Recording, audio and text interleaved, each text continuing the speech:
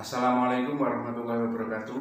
Waalaikumsalam warahmatullahi wabarakatuh. Alhamdulillahirrahmanirrahim. Puji syukur kehadirat Allah Subhanahu wa Ta'ala yang telah memberikan kita kesempatan serta kesehatan, sehingga alhamdulillah pada pagi hari ini kita bisa mengikuti ngaji bersama di liburan akhir semester ini tanpa ada halangan sesuatu apapun.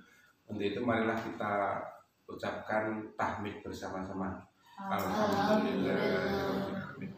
Untuk acara pagi hari ini nanti kita bacakan kisah-kisah sahabat yang dihimpun dalam buku Fadilah Amal karangan Maulana Muhammad Zakaria Al-Khandalawi rahmatullah alaih. Kita awali saja untuk kisah sahabat ini atau dengan judul Perjalanan Rasulullah SAW ke Taif. Perjalanan Rasulullah SAW ke Taif. Meskipun telah 9 tahun Rasulullah SAW menyampaikan ajaran agama Islam dan berusaha untuk menyampaikan petunjuk dan perbaikan kepada kaumnya di kota Makkah Mukarramah, tetapi sangat sedikit selain orang-orang yang sudah memeluk Islam yang mau menerima ajakan beliau. Selain orang-orang seperti ini, ada juga sebagian orang yang pada zahirnya belum memeluk agama Islam, tetapi mereka telah bersedia untuk menolong usaha dakwah Rasulullah SAW. Kebanyakan kaum kafir di Mekah selalu menghalangi, mengganggu, dan mencemooh Rasulullah SAW dan para sahabatnya.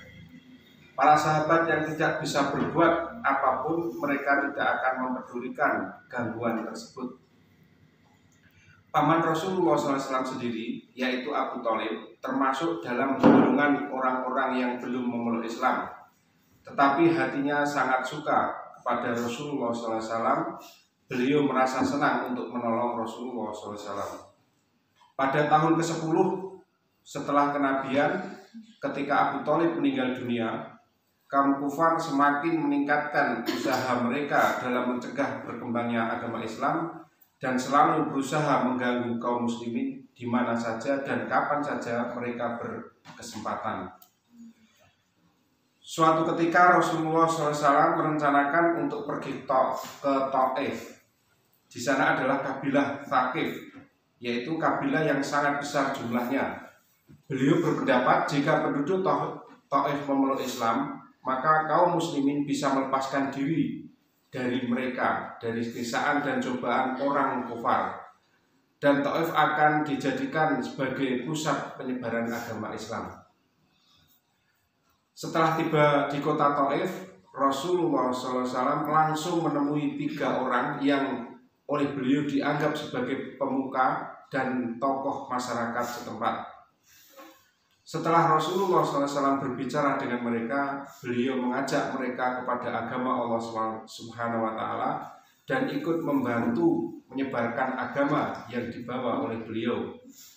Tetapi bukan saja menolak, bahkan mereka enggan untuk mendengarkan ajakan Rasulullah SAW.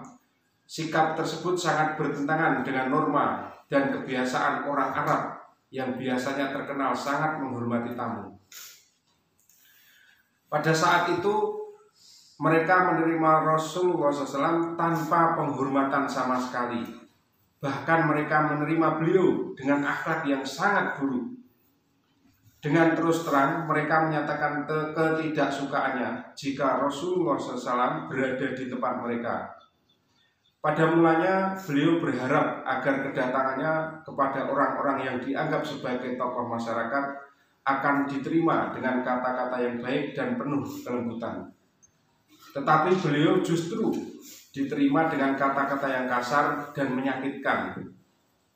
Salah seorang dari mereka berkata, "Oh, kamukah yang dipilih oleh Allah sebagai nabinya?" Yang lain mengatakan, "Apakah tidak ada orang lain yang lebih pantas dipilih oleh Allah sebagai nabi?"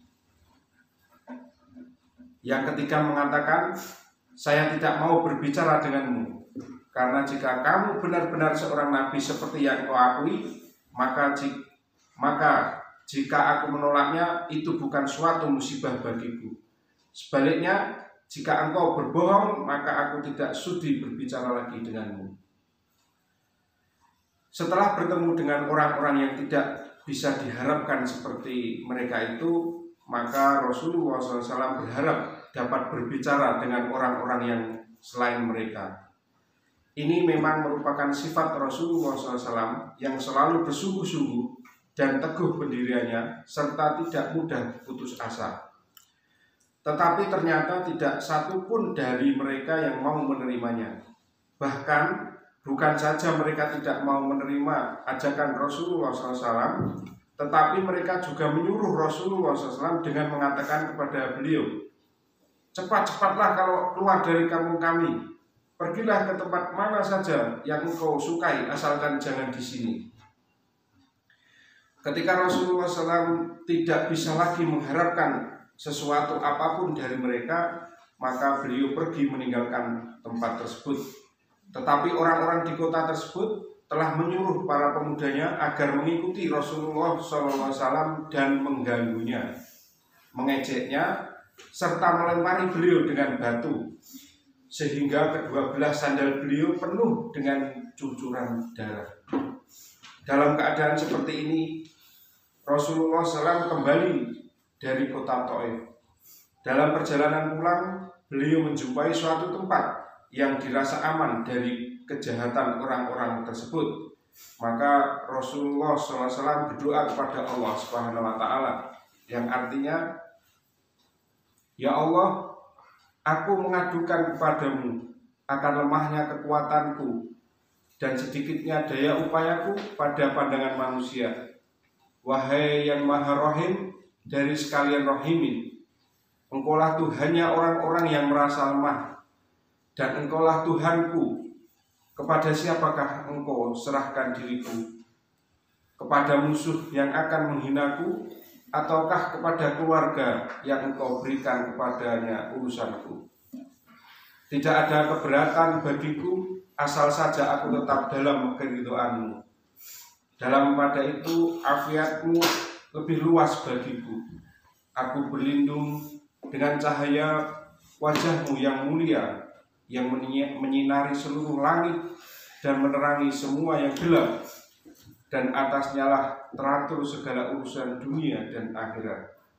Dari engkau menimpakan atas diriku kemarahanmu, atau dari engkau turun atasku azabmu. Kepada engkau lah aku mengadukan urusanku, sehingga engkau ridho. Tidak ada daya dan upaya melainkan melalui engkau.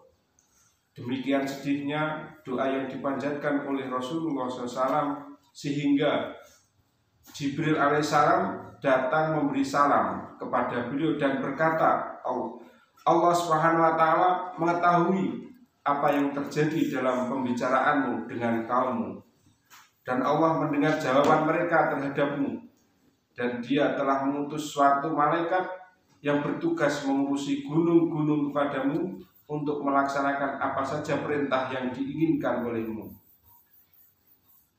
Setelah malaikat itu datang dan memberi salam kepada Rasulullah SAW, ia berkata, apa yang engkau perintahkan akan saya lakukan. Jika engkau suka, saya sanggup membenturkan kedua gunung di samping kota ini bertubuhkan, sehingga akan mengakibatkan siapa saja yang tinggal di antara keduanya mati tertindih. Kalau tidak, apa saja hukuman yang engkau inginkan, saya siap melaksanakannya. Rasulullah SAW yang mempunyai sifat pengasih dan mulia itu menjawab, saya hanya berharap kepada Allah Subhanahu wa Ta'ala, jika mereka tidak menjadi muslim, semoga pada suatu saat nanti anak-anak mereka akan menjadi orang-orang yang menyembah dan beribadah kepada Allah Subhanahu wa Ta'ala. Faedah dari cerita ini adalah, inilah akhlak orang yang paling mulia, yang diri kita mengaku sebagai pengikutnya. Tetapi sikap kita jika mendapatkan kesulitan sedikit saja, maka kita akan mencaci mereka, bahkan akan membalas dendam terhadap mereka. Kezaliman dibalas dengan kezaliman. Inilah yang selalu kita lakukan dan sudah menjadi kebiasaan kita sekarang. Sedangkan kita masih selalu mengaku sebagai pengikut Nabi Muhammad SAW. Seharusnya dengan pengakuan tersebut, tingkah laku kita juga harus selalu mengikuti beliau, Rasulullah SAW. Jika mendapatkan kesulitan dan penderitaan yang pedih dari orang lain, tidak pernah membalas keburukan tersebut dengan doa keburukan bagi mereka, dan tidak pernah berkeinginan membalas dendam kepada mereka. Demikianlah kisah Nabi Muhammad SAW pada saat perjalanan ke Taif. Semoga dari cerita ini kita bisa mengikuti sifat-sifat yang dimiliki oleh Rasulullah SAW, yaitu yang mempunyai sifat yang tidak pernah putus asa dan mempunyai sifat yang baik, yaitu ketika ada orang lain berbuat jahat kepada kita, maka kita tidak akan berbuat jahat kepada orang tersebut. Demikian yang dapat saya bacakan pada hari ini. Semoga bermanfaat buat kita semua. Saya akhiri. Wassalamualaikum warahmatullahi wabarakatuh. Waalaikumsalam warahmatullahi wabarakatuh.